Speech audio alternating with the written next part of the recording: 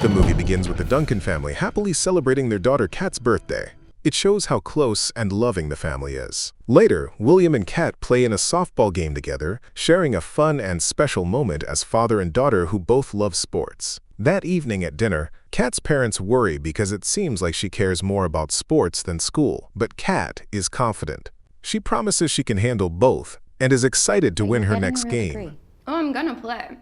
We're gonna win. Meanwhile, at a strip club called The Den, a dangerous street gang called the Fetter Boys shows up. Their leader, Donnie, kills a man in cold blood, just as his two sons, Rory and Danny, arrive. Danny, the younger brother, says he's ready to join the gang. Donnie gives him a gun, marking the start of Danny's life of crime. The Duncan family returns home. Will and Kat go out to get tacos to celebrate the game. While they're waiting in the car, the Fetter Boys suddenly show up. They pull Kat out of the vehicle. She begs for her life and offers anything to stay alive. I don't have any money. I don't have anything. But the gang shows no mercy. As his first task to prove loyalty, Danny shoots and kills Kat without hesitation. When William hears the gunshot, he rushes outside, but it's too late to save his daughter. Hurting and filled with rage, William confronts Danny amidst the chaos. Although Danny attempts to knock William unconscious, he is quickly arrested by the police. Shortly afterward, William and Jen receive the heartbreaking news of their daughter's death and struggle to cope with the profound loss. Adding to their pain is the injustice of the legal system. Danny is sentenced to only 5 to 7 years in prison, a sentence far too lenient for the crime he committed. Worse yet, Danny does not admit to killing Kat or her friend Guild, justifying his actions by claiming William caused a concussion during their fight, which led to his testimony being dismissed in court. Case dismissed. William feels frustrated and loses faith in the justice system, finding it difficult to accept that his daughter won't receive the justice she deserves. Reluctantly, he accepts a plea deal to move the case forward. However, at the trial, he decides to abandon the legal route and chooses instead to take justice into his own hands. William quietly tracks Danny, waiting for him and the gang to return home, preparing for the final confrontation. Unaware of the danger nearby, Danny enters without caution. William patiently waits until nightfall, hiding in his car and planning to carry out his dark intentions. Then, a street worker named Luna happens to notice him and approaches to ask if he needs help, but William coldly rejects all offers of assistance. I'm fine, thanks. When Danny appears, William's rage erupts. Without a second thought, he drives straight into Danny, then gets out, fully consumed by anger, and beats him to death with a baseball bat. Afterward, William quickly flees the scene and returns home. He immediately washes the car, erasing any trace of his wrongdoing. When he sees his wife watching an old family video, he exchanges only a few brief words with her. Then he goes into the bathroom, and in the quiet space the reality of his irreparable actions hits him. Overcome with shock and swelling emotions, William realizes he has crossed a line he can never come back from. Meanwhile, members of the Fetter gang arrive at their club. Rory hands Donnie the money he made on the streets, but Donnie is not pleased. He warns Rory that there will be no tolerance for future mistakes. Shortly after, Donnie receives the shocking news of his brother's death. What? It's Danny. He rushes to the crime scene, and when he sees Danny lying in a body bag, it's an image he can't bring himself to accept. At the same time, a detective visits William and places him on the list of potential suspects. Though tense, William adamantly denies any involvement in the incident. Jen vouches for her husband, insisting that William had been home the previous night. However, as soon as the police leave, Jen confronts William, leading to a heated argument. William feels hurt and insulted by Jen's suspicion, making it difficult for them to understand each other through the deep pain they're both experiencing. Meanwhile, at the club, Rory is simmering with determination to avenge Danny's death. He orders the gang members to hunt down the person responsible, who, according to information from Luna, is identified as William. The next day, Rory and Henley spot William working on his laptop outside a cafe. They decide to ambush him from behind. However, William quickly reacts and tries to escape. Despite his efforts, he is eventually caught and forced to use violence to protect his life. With his skills and experience, William manages to defeat Henley and escape once again. He then reports the incident to a passing police car, but Rory easily slips through the law's grasp despite his involvement in multiple crimes. When William returns home, he senses a looming threat and quickly takes steps to secure his house. Jen then suggests they contact Chin for support. You need to call that detective. At the crime scene, the police identify the victim as another member of the Fitter Boys gang, indicating that this is part of a series of related incidents. William contacts Chin, and they decide to meet at the Duncan house. There, Chin admits his suspicions about William's involvement. He reveals William's military record and his exceptional ability to handle tense situations. Nonetheless, Chin agrees with William's defense that he needed to protect his wife and decides to station a police car outside their home for added security. Later, a car smuggler named Dante visits Roach's shady auto shop, which deals in black market car parts. Instead of cash, Dante receives a bag of high-quality weapons that could fetch a hefty sum.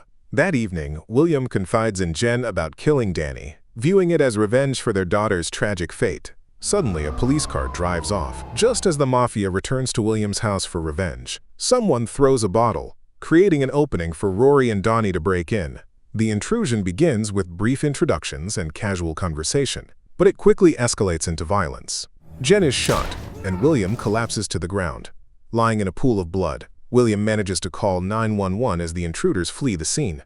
When he wakes up, he finds himself detained in the hospital and learns, devastatingly, that his wife has died.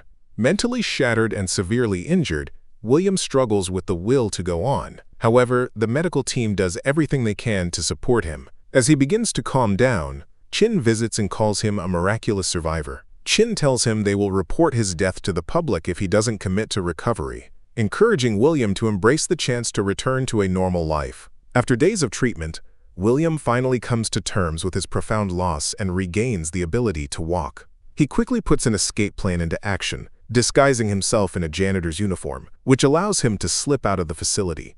Undetected, William left the hospital.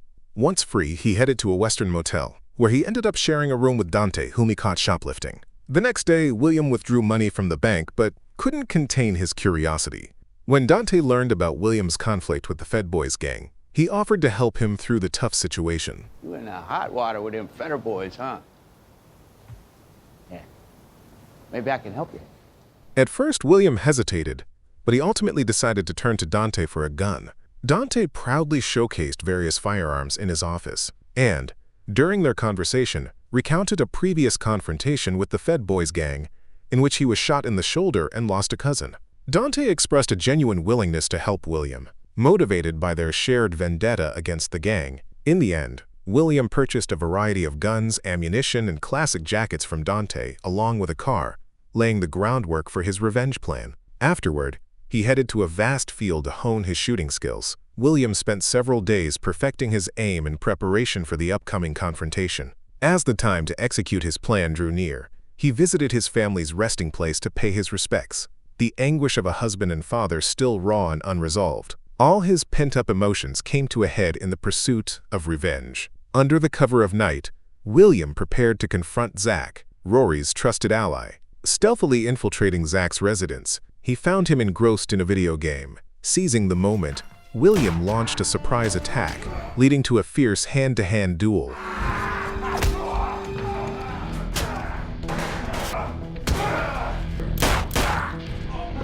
Though initially overpowered by Zach's size and strength, fortune eventually smiled on William. Zach soon begged for mercy. You don't. Please. I have a daughter. Hours later, police discovered Zach's lifeless body. Soon after, Chin visited Donnie's workplace to update him on the situation. He revealed that the conflict with William was far from over, emphasizing William's role in the deaths of Rory's gang members. Chin asserted that he came with good intentions, urging Rory to lay low temporarily to defuse the situation. However, the discussion was tense, and the gang seemed to take his advice lightly. Outside, William noticed Chin leaving his hideout, immediately raising suspicions about Chin's motives. The betrayal stung, knowing that even those in authority whom he once trusted were ignoring the crimes. Fueled by anger, William stealthily approached Chin, armed with a police-issued gun. They entered the house together, where William accused Chin of betrayal, scorning him for failing to protect the community.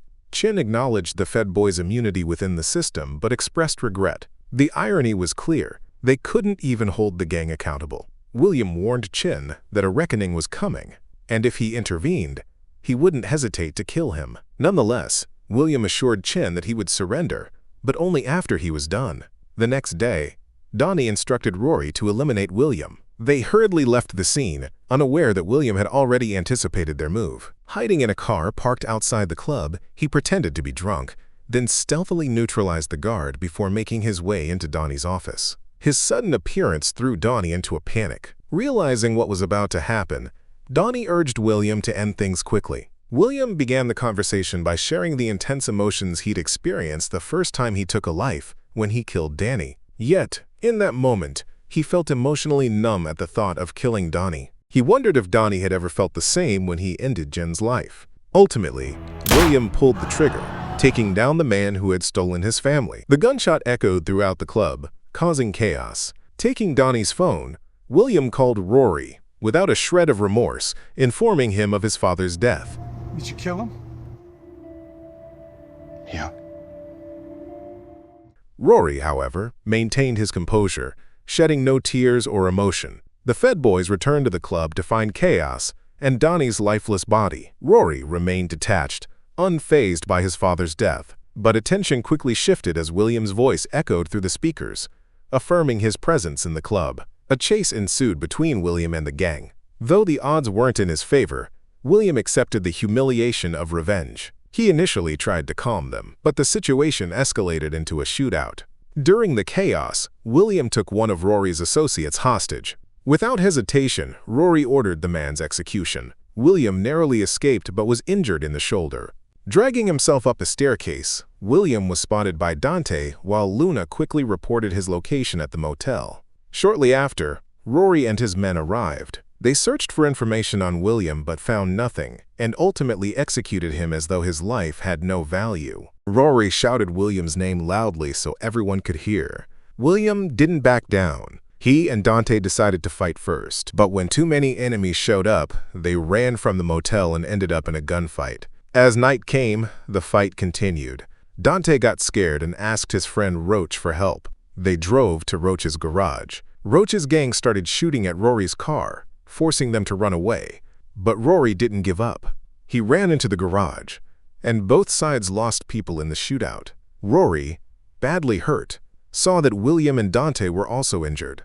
Feeling sad and angry, Rory talked about how unfair Danny's death was and how cruel the world had become. But William used the moment to strike. He grabbed a screwdriver and stabbed Rory in the neck. As Rory died, he gave William one last hateful look, one William would never forget. Police sirens filled the air. Blair and Dante tried to escape as officers surrounded the area.